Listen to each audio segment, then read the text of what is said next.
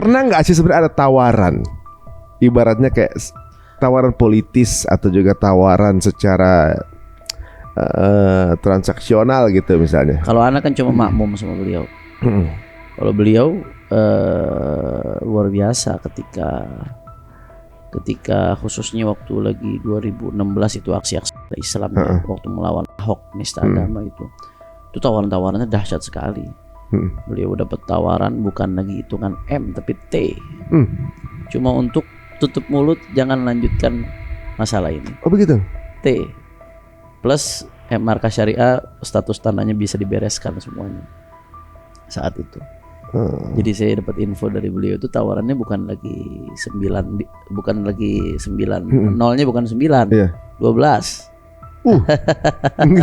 Dulu pernah IB itu membuat satu fenomena yang cukup besar terjadi di Indonesia dan belum pernah ada lagi. Iya. Gitu ya. 2016 ya. 2016 gitu. Sebentar lagi nih tanggal 2. Iya. Dan kami dengar juga hari ini nih IB pulang. Iya, ke Indonesia baru pulang umrah gitu. Iya. Apakah kemudian akan berkumpul kembali gitu? Oh iya. Siapa aja Bib yang kira-kira akan hadir? Oh para ulama, para kiai, para habaib. Presiden gimana kira-kira apakah dia?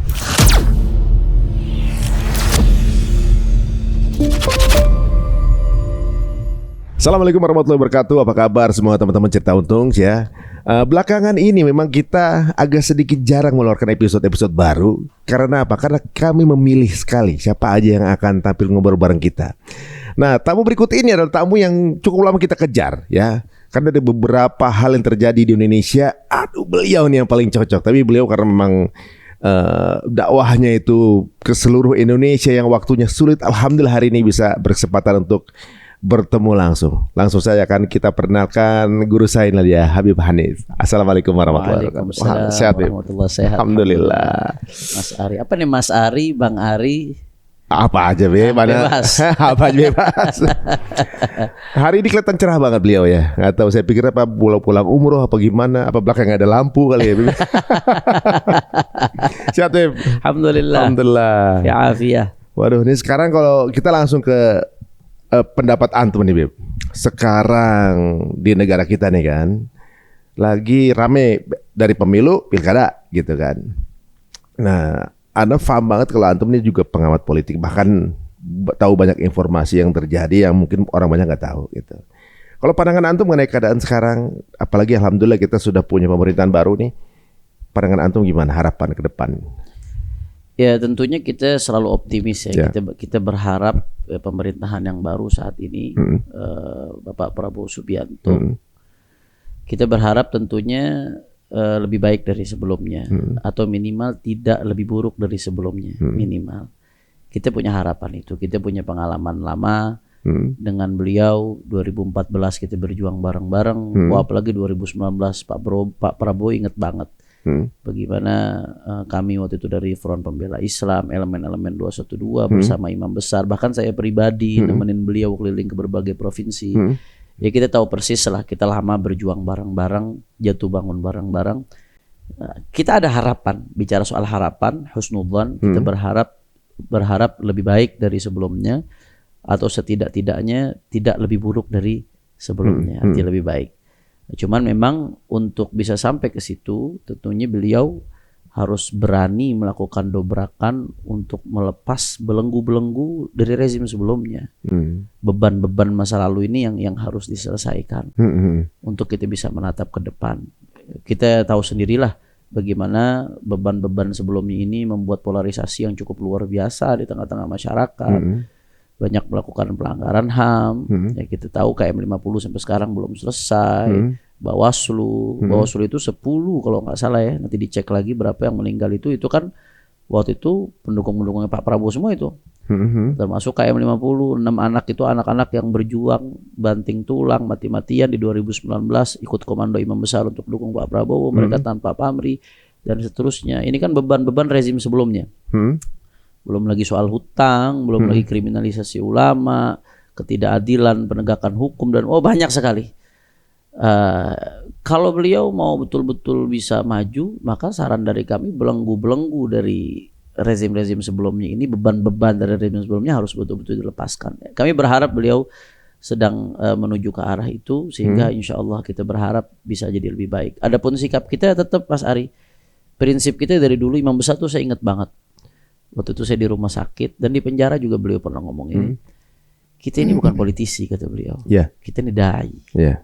Dai itu dari kata da'a yad'u, mengajak. Kita ini muhtasib, orang yang menegakkan amar ma'ruf nahi munkar. Kita bukan politisi. Kalau politisi itu oposisi atau bukan oposisi. Oposisi itu kalau udah oposisi baik buruk aja udah semuanya. Kalau pendukung mau jelek mau bagus semuanya dianggap bagus. Kalau dai, orang yang muhtasib menegakkan amar ma'ruf nahi munkar, nggak seperti itu, dia jadi sosial kontrol. Artinya yang baik didukung karena memang Islam memerintahkan kita untuk taat ulil amr selama itu perintah yang baik. Yang buruknya kita kritisi, kita amar ma'ruf nahi munkar, kita protes. Karena memang fungsi kontrol sosial di tangan ulama dan umatnya sangat penting. Khususnya terhadap kekuasaan ya. Sampai-sampai Rasulullah SAW itu bersabda, afdhalul jihad kalimatu haqqin 'inda sultanin jair. Jihad yang paling afdal apa? Mungkin orang akan berpikir yang pakai pedang, yang pakai senjata. La, kalimatu haqqin. Kata Nabi, jihad yang paling afdal menyampaikan kalimat kebenaran. Dalam riwayat lain disebut kalimatu adlin, kalimat keadilan, inda sultanin jair. Ya, di hadapan penguasa yang zalim. Ulama mengulas kenapa kok bisa jadi yang paling afdal? Karena satu, resikonya besar, berhadapan dengan yang punya kekuasaan, punya segala perangkat. Ya.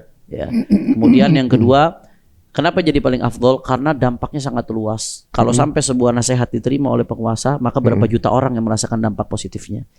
Kalau sampai sebuah kemunkaran penguasa berhasil kita cegah, ya, maka berapa juta orang yang harus terhindar dari mudaratnya. Nah, jadi sebetulnya siapapun rezimnya, kita akan tetap pada posisi dai, muhtasib, amar ma'ruf nahi munkar. Yang baiknya wajib kita dukung bersama-sama. Yang buruknya ya kita berikan nasihat, kita kritisi. Terkadang manakala demonstrasi dibutuhkan demonstrasi, yang mana itu bagian daripada amar ma'ruf nahi munkar dan bagian dari proses demokrasi. Demokrasi kan ada seperti itu. Jadi itu penting sekali, karena kalau kontrol sosial ini nggak jalan, ini yang bisa menyebabkan kekacauan. Fungsi ulama sebagai kontrol sosial nggak jalan, ini yang menyebabkan kekacauan. Al-Imam Al-Ghazali dalam Ihya Ulumuddin itu sampai mengatakan fasadul ulama fasadul ra'iyah bi fasadil muluk, wa fasadul muluk bi fasadil ulama, wa fasadul ulama bi istilahi hubbil jahi wal mali alaih. Kata Imam Ghazali, kenapa masyarakat bisa rusak? Penguasanya rusak. Karena satu kebijakan yang rusak itu dampaknya ke masyarakat orang luas. Banyak ya? Orang luas. Atau satu kemunkaran, satu penyakit masyarakat yang dibiarkan dampaknya ke orang banyak nih. Kata Imam Ghazali, rusaknya umat karena rusaknya penguasa. Nah pertanyaannya sekarang, kenapa penguasa bisa rusak? Kata Imam Ghazali, bifasadil ulama, karena ulamanya rusak. Kenapa ulama bisa rusak? Kata Imam Ghazali, bistilah hubbil jahi wal mali alaih, ketika hatinya sudah dikuasai oleh cinta popularitas, cinta kedudukan, cinta harta, di situ ulama akan rusak. Imam Ghazali melanjutkan, ulama yang sudah hatinya dikuasai oleh cinta harta, cinta popularitas, udah maunya hanya hidup nyaman saja, maunya hanya menikmati fasilitas, privilege dan lain sebagainya. Yang seperti itu kata Imam Ghazali, jangankan kemunkaran yang besar, kemunkaran yang kecil dia nggak akan berani tegur, apalagi kemunkaran yang besar. Karena saking takutnya keluar dari zona nyaman kalau ulama udah rusak, dikuasai oleh cinta kepada harta. Nah, kalau sudah seperti itu, nanti kembali ke awal, rusak umatnya. Jadi memang tugas ulama dengan umat yang ikut komando ulama ini, tugas ulama, tugas para asatid adalah menjadi sosial kontrol. Nggak harus gayanya sama, masing-masing bisa menjalani ini dengan gaya yang masing-masing.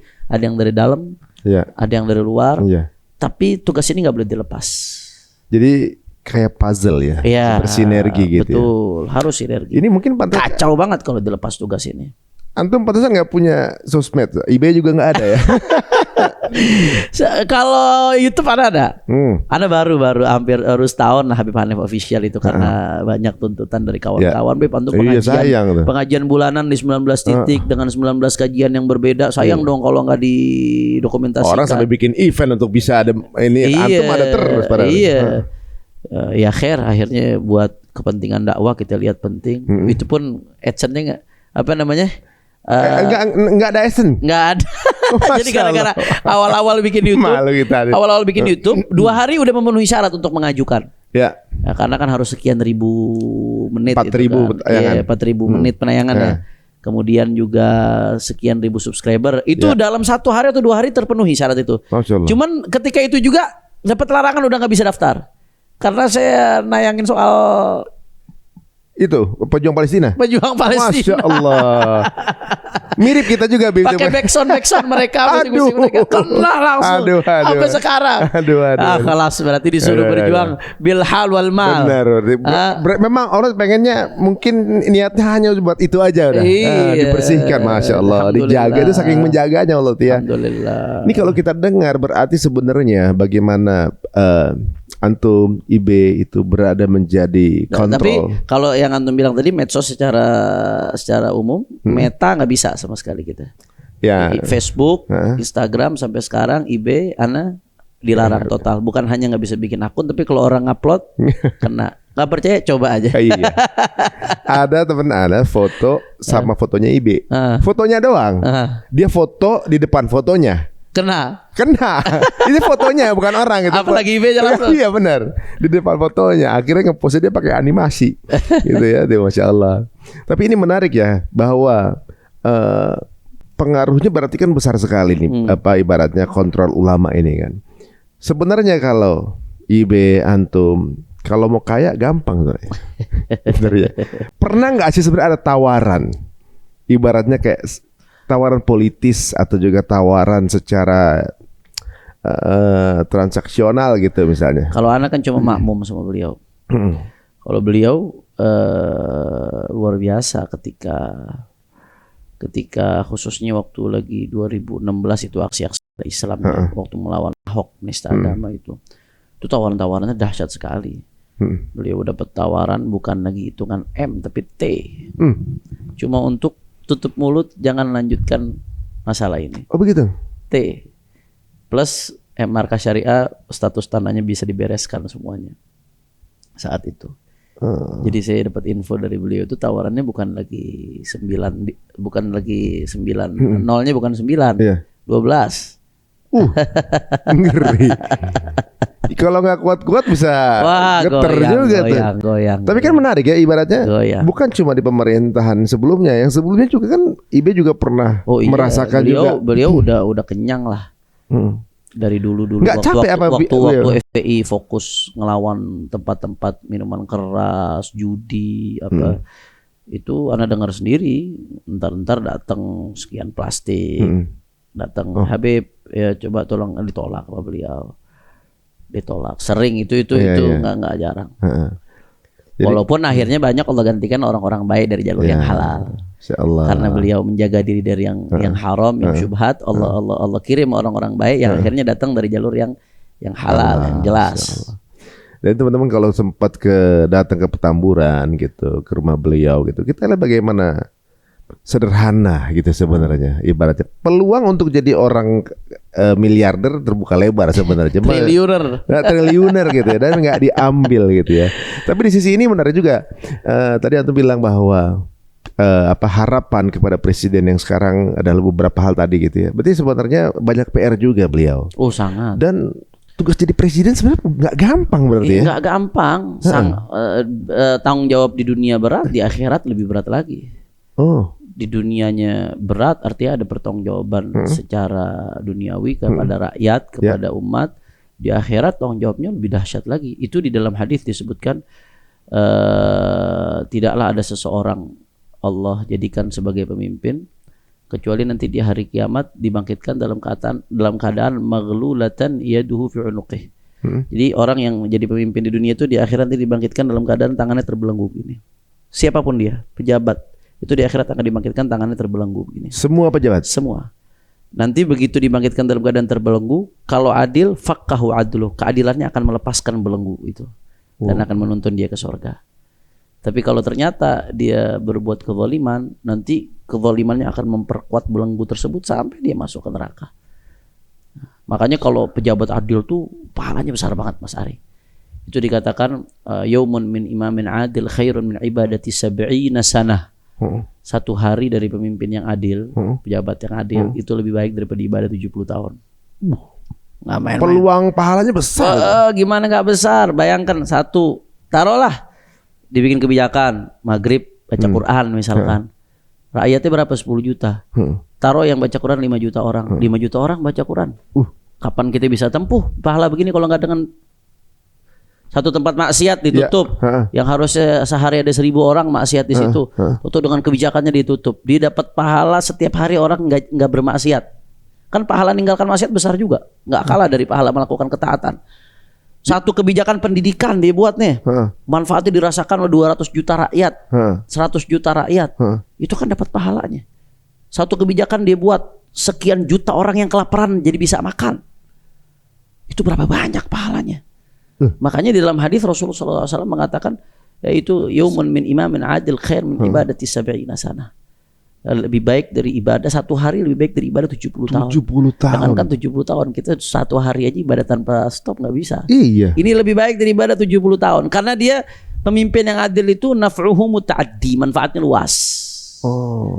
Nah, tapi hati-hati kalau nggak adil, sebaliknya kata Nabi dalam hadis, jangankan masuk surga, nyium bau surga aja nggak bisa. Aduh, berat jawabnya berat. Sayyidina Umar bin Khattab tuh sampai pernah mengatakan, kata Sayyidina Umar, andai kata zaman beliau memimpin ya, andai kata ada 1 kambing di dekat sungai Furat, Sayyidina Umar di Madinah, ini kata Sayyidina Umar, andai kata ada 1 kambing di dekat sungai Furat, wilayah kekuasaan beliau, mati karena memang kelaparan, karena artinya karena gara-gara ada pengaruhnya dengan kebijakan beliau, aku takut ditanya oleh Allah karena hal tersebut, kata Sayyidina Umar.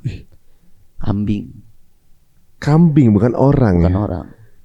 Jadi memang pahalanya besar banget. Anak katakan kalau ada pejabat bisa adil, wali Allah, walaupun nggak pakai gamis, walaupun nggak pakai jubah, walaupun nggak pakai jenggot, asal dia menjaga kewajiban ya, sholat 5 waktu dijaga, kemudian sisanya dia adil, betul-betul menjalankan keadilan, memberikan manfaat ke banyak orang, wali Allah. 1 hari lebih dari 70 tahun ibadah. Cukup dia menjalankan kewajibannya dijalankan. Kewajiban dijalankan, yang haram ditinggalkan. Sisanya menjalankan tugas dengan baik dan adil. Nggak usah banyak baca, nggak usah banyak zikir, nggak usah banyak sholat sunnah, nggak usah banyak ngapalin sunnah gitu. Nggak usah, ibadah dia berikan Quran, manfaat ke orang lain. Wah, Masya Allah. Jadi peluangnya besar teman-teman ya. Kalau mau jadi pemimpin, kemudian jadi pemimpin yang adil, nah itu jalan pintas ke surga berarti. Jalan pintas. Tapi kalau nggak adil, orientasinya duniawi, jalan pintas ke neraka. Misalnya pada 1 orang aja warganya main judol misalnya.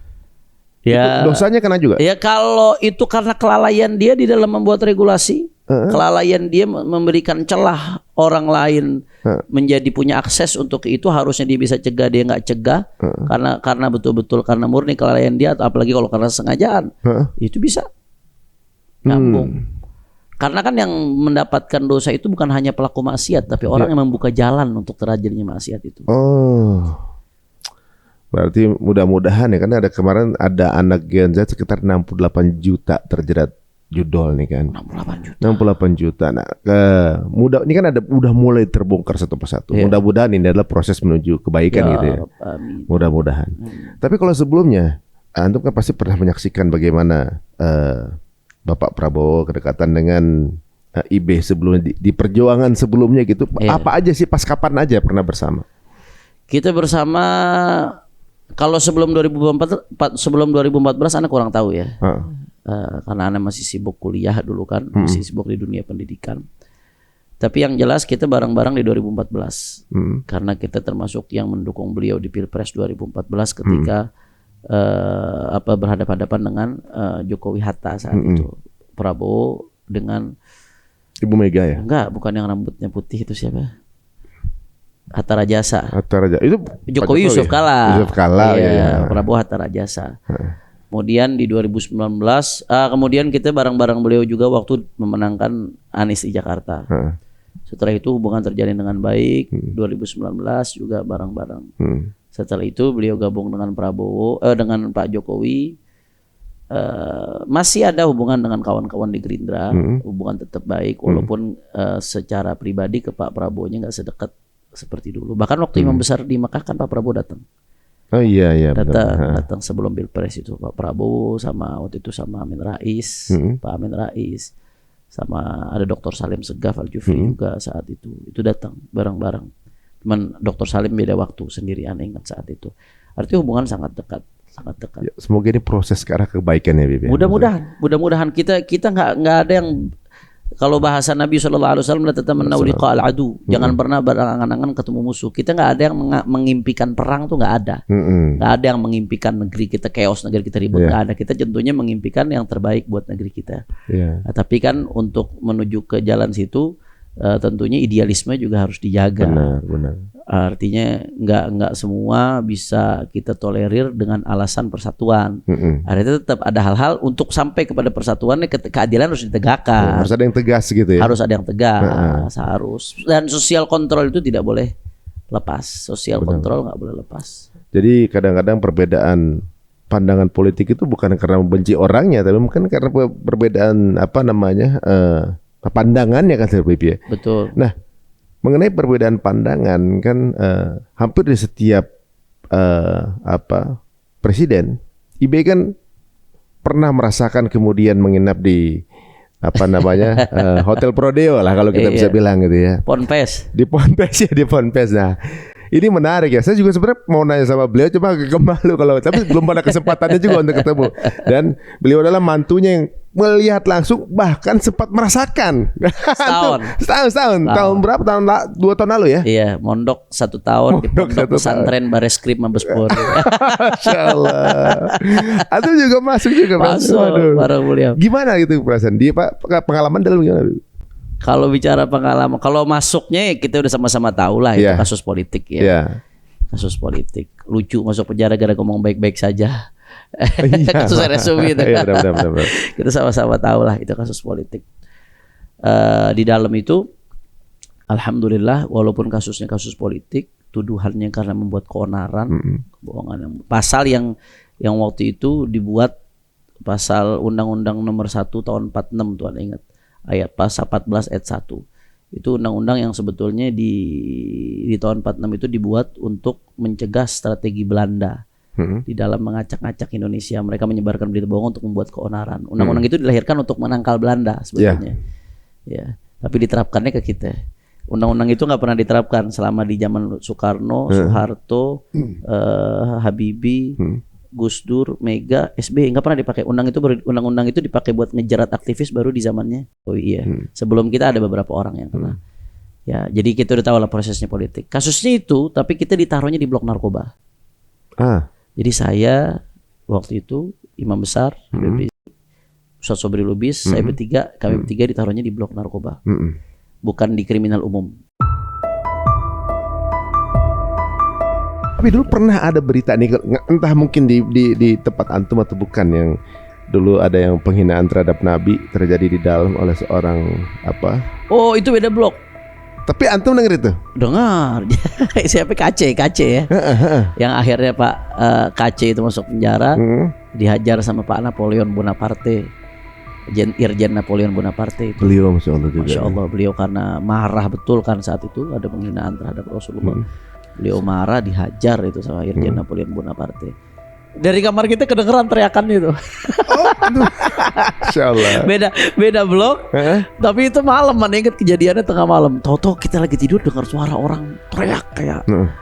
Tapi beda blok, tapi kacanya pintunya tembus, tapi nggak bisa ke situ kita. Pintunya ada kaca gitu ada. Tapi ada sesuatu kejadian jadi tahu. Kedengeran. Awalnya nggak tahu itu siapa gitu. Nggak tahu ya, ada apa nih, kayak ada orang yang disiksa gitu teriak.